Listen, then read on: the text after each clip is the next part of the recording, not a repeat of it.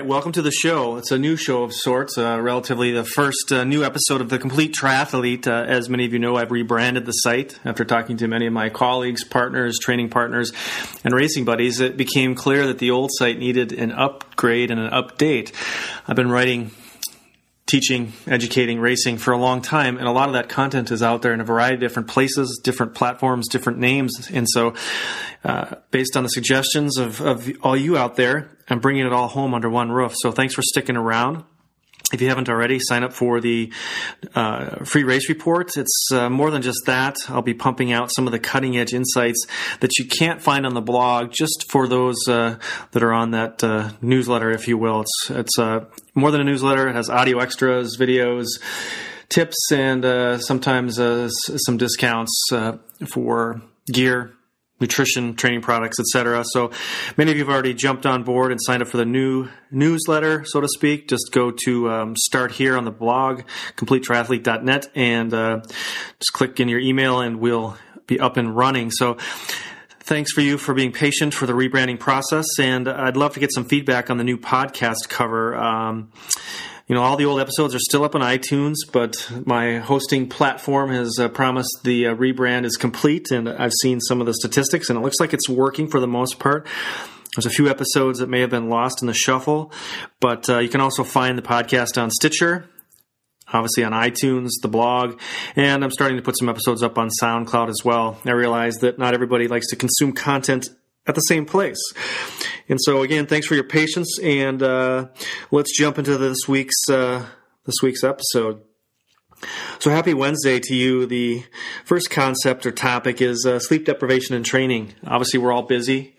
Many of us work a variety of jobs. Some of us work shift work. Myself, I guess I kind of think of myself as a shift worker. When I'm headed off to the ER to work a long shift, worked a 30-hour shift this past weekend, and my coach wanted a time trial on Saturday, which really kind of left me in a bind just based on schedule, like all of you, work, kids, life, etc. Sometimes you just got to fit it in when you can fit it in. And so kind of brought me back to my post-call days of residency, where you'd work a 36 or longer hour shift, and then you'd have one day off, sometimes 1 or 2 days off for the whole stinking month, and you wanted to get in a decent workout. And so you'd head out in an extremely sleep-deprived state and get your workout in, your run, your bike, your swim, your skate, whatever you're up to. And oftentimes I don't remember those episodes. My wife would ask me how my run was, and I'd tell her I didn't run, and she'd remind me that my shoes are by the door and there's a sweaty shirt hanging in the laundry room, and it was quite evident that I did work out. And so it was sort of interesting doing the time trial, sort of a numb sensation, but allowed me just to focus on the bike and just really kind of meld with the bike as one. I think just being fatigued and exhausted kind of prevented my mind from wandering and allowed sort of an interesting depth of focus on what I was actually doing. And the results, the power output and the times were better than the last, the 15-mile time trial that I did a month ago. And so I'm not recommending sleep deprivation training, but it can be done. Just be a little cautious with warming up and a little extra hydration. And I'll be doing it again in the future. Yeah, I've got a few new training devices I want to try out, and I'll share with you what happened. And so this episode, I know many of you are probably tired of me harping on this, so to speak, but magnesium. Magnesium is your friend. And so this episode, I'm going to talk about the what, the why, the where, and the how. You as a triathlete may benefit from magnesium, particularly if you're sore, fatigued, if you're a marathoner, ultra runner. Magnesium is just critical. And so what is it and why should you care? And why am I talking about this again? Well, I see a lot of athletes and friends that are just not recovering as fast as they should. And looking at the diet, looking at the supplements, some of it points to magnesium deficiency. And so what is magnesium? Well, it's important in ATP production, which is energy. It helps your body uptake oxygen, which is obviously what gets you from A to B faster. It helps with your brain function regulation. It's critical in electrolyte balance, particularly in relation to sodium and potassium. When we sweat, we dump out a ton of salt. some of us more than others, and you'll know that because of the salt residue on your clothes. But you also lose a lot of magnesium. Magnesium is critical for glucose metabolism and regulation. It's vital for muscle function, bone density. It's involved in over 300 different enzymes in the body. And one of the key areas where magnesium, particularly deficiency, is important is in heart rate or heartbeat regulation.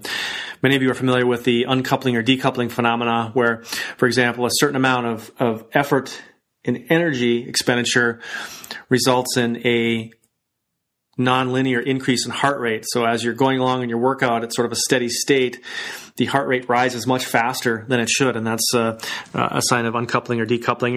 It's more than just magnesium deficiency. Obviously, it relates to training and fitness and a variety of other things, but magnesium is one of the key elements that has an effect on heart rate. I see this a lot in the emergency department with people who are, we know are magnesium deficient, mostly those that consume too much alcohol or maybe are suffering from some heat-related illness or dehydration, but can see their heart rate bouncing around quite a bit, or sometimes you see some interesting abnormalities or arrhythmias of the heart rate.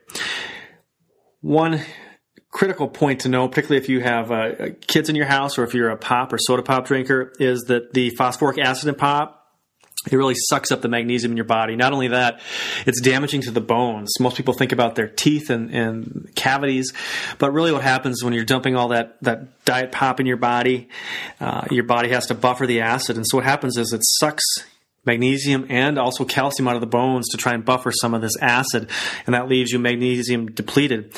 And we're seeing an alarming trend in adolescents, particularly athletic adolescents and in girls, where we're having thinning of the bones or osteoporosis at a younger age, and we measure this using several different techniques. But the diet and certainly the pop consumption, at least in this country, the U.S., is rapidly catching up with the health not only of everybody, but also more importantly our kids. As a triathlete, endurance athlete, the body has maybe 10 to 20% increased requirement for magnesium. And so just a general rule of thumb I like to follow is try to get in an extra 400 milligrams of magnesium a day, particularly if my diet is balanced and I'm getting other dietary sources of magnesium. So remember that you dump out a bunch of magnesium in your sweat and your urine, and as a physician, it's difficult for us to measure accurately the body stores of magnesium. Sure, there's blood tests and there's a red blood cell test that's maybe a little bit better, but it's not 100% accurate. The modern diet that we eat right now in the current form is very low in magnesium. And so what symptoms could one experience with magnesium deficiency, particularly if you're an athlete, triathlete, endurance athlete? Well, migraine headaches, fatigue, loss of energy, lack of energy, muscle spasms. Magnesium has a role in lactic acid clearance. And so magnesium deficiency can result in increased lactic acid retention, which you'll feel as muscle soreness.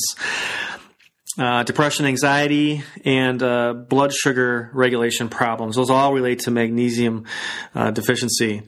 And so where can you get it? Well, the diet obviously is one place. Unfortunately, foods that we eat are generally magnesium poor unless you're specifically searching and incorporating things in your diet. A simple way that I like to start the day out with in the smoothie is just throwing in a handful of pumpkin seeds. And so for 100 grams of pumpkin seeds, you get about 532 grams of magnesium. So, that's a nice bump in the magnesium load. Almonds a little bit lower at 300. And then moving on down to broccoli, 30, and bananas, surprisingly. I thought bananas would be high in magnesium. They're probably one of the lower foods that contain magnesium at just 29 milligrams, which is just, essentially spitting in the wind. I wanted to share a cool study with you. They did a study with obese and overweight people, and they supplemented magnesium at 500 milligrams a day. And over the course of 4 weeks, they found some interesting things. There was 60 genes that were affected just by the magnesium supplementation. They were either turned on or turned off or modified. And the end result was that these overweight people had less inflammation and improved glucose, which is blood sugar regulation, and all the other markers that we look at as healthcare providers, such as C-peptide and insulin levels, were actually decreased by magnesium supplementation. And so that's just an interesting little fact I wanted to share with you there. And so where to get it, how to get it, pretty simple. Obviously, trying to incorporate a little bit in your diet, but supplements, magnesium supplements are not all created equal. And what you want to look for is based on how the body absorbs it. And so magnesium oxide, don't waste your money on that. It's not absorbed very well. And so what you need to look for on the label is citrate, malate, or a combination of citrate and malate together.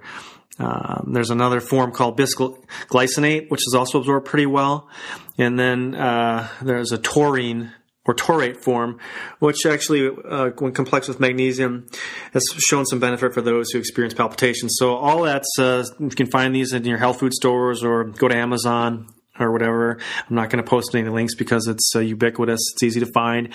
And the dose that I like to take is a minimum of 400 milligrams a day, up to 1,000 milligrams a day. And so what I generally do is take a 400 milligram capsule or tablet in the morning and try and take one with supper or in the evening. Or if I'm feeling a little bit lazy or feel like swallowing a few extra pills, I'll just take it all in the morning just to get the day started right. So anyways, that's, I think, about enough on magnesium.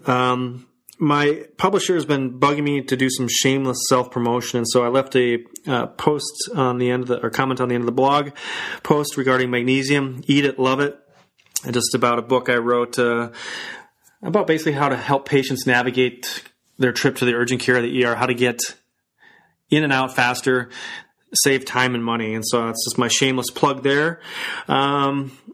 The smoothie book, we pushed that down to a very low price, at least for a few weeks this month, and you can find the link at the end of the post as well.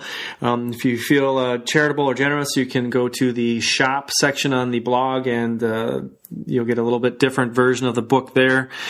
And we'll be updating that probably next year sometime with some additional content, but I'll keep you posted on that. The cool thing about that is you can get the updates for free. So I promised if you stick around till the end, I was going to share something cool with you. And so this is my ploy or my plug to get you to sign up for the newsletter. I'm going to be sharing just a sort of a secret supplement that's just one of the hottest trends in sports medicine right now. It relates to improved performance, increased stamina, better energy production, decreased oxidative stress, the free radicals and all the inflammation and all the stuff that we do to ourselves when we train, race, and live life, essentially. So I hope you found this episode helpful, beneficial. I'm going to try and keep these short as always. Not everybody has time to listen to a half hour or an hour long podcast. And I will talk to you soon. Have a great week training and racing. And I'm going to play you out with a little drum solo from Gigi. Thanks.